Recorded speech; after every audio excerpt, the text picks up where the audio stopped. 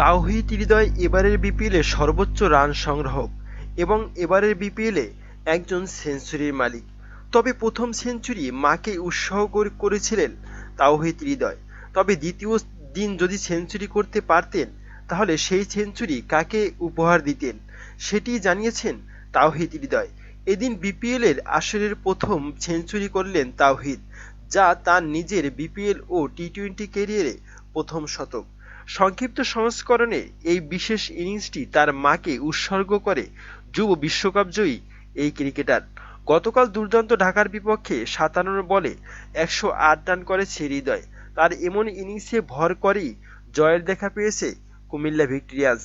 তাই তো ম্যাচ সেরার পুরস্কারও উঠেছে এই মিডল অর্ডার ব্যাটারের হাতে। ম্যাচ সেরা হয়ে সংবাদ সম্মেলনে আসা হৃদয় বলেছিল, টি-টোয়েন্টিতে প্রথম শতক পেয়েছি, আলহামদুলিল্লাহ। এটার প্রতি ব্যাটারের স্বপ্ন যে একটা সেঞ্চুরি করবে। গত বছর আমার সুযোগ ছিল সেঞ্চুরি করার, কিন্তু করতে পারিনি। আলহামদুলিল্লাহ যে এবার সেঞ্চুরি হয়েছে। হৃদয়ের লক্ষ্য ছিল আক্রমণাত্মক ব্যাটিং খেলে গিয়ে মাঠে গিয়ে সেটাই বাস্তবায়ন করেছেন। তিনি বলেছিলেন, সেঞ্চুরি তো প্রতিটি ব্যাটারের জন্য গুরুত্বপূর্ণ। আমি প্রথম থেকে চেষ্টা করেছি আক্রমণাত্মক খেলার জন্য, কারণ ছিল ১৭০+ রান। যদি ওখানে ২-৩টা ওভার ব্যাকফুটে যাই তাহলেই ম্যাচ থেকে ছিটকে যাব আমরা।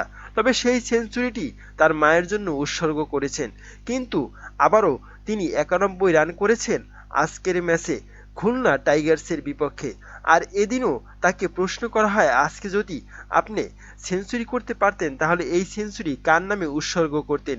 অকপটে তিনি জানিয়েছেন, আমার সকল ভালোবাসার মানুষকে আমি এই সেঞ্চুরিটি উপহার দিতাম। সকল ভালোবাসার মানুষ বলতে যারা আমাকে ভালোবাসে এবং সাপোর্ট করে, যারা সবসময় আমাকে আমার পাশে থাকে, দুঃসময়ে সুসময়ে সবসময় পাশে থাকে, তাদেরকেই আমি আমার সেঞ্চুরিটি উৎসর্গ করতাম। প্রিয় দর্শক, তাওহিদ হৃদয়ের এমন মন্তব্য এবং ভালোবাসার মানুষদের প্রতি সেঞ্চুরি উৎসর্গ করাটা এবং মায়ের প্রতি এতটুকু ভালোবাসা, এমন ভালোবাসা দেখানো, সেঞ্চুরি উৎসর্গ করাটা আপনার কাছে কেমন লাগলো জানাতে পারেন কমেন্ট করে কমেন্ট বক্সে। ধন্যবাদ।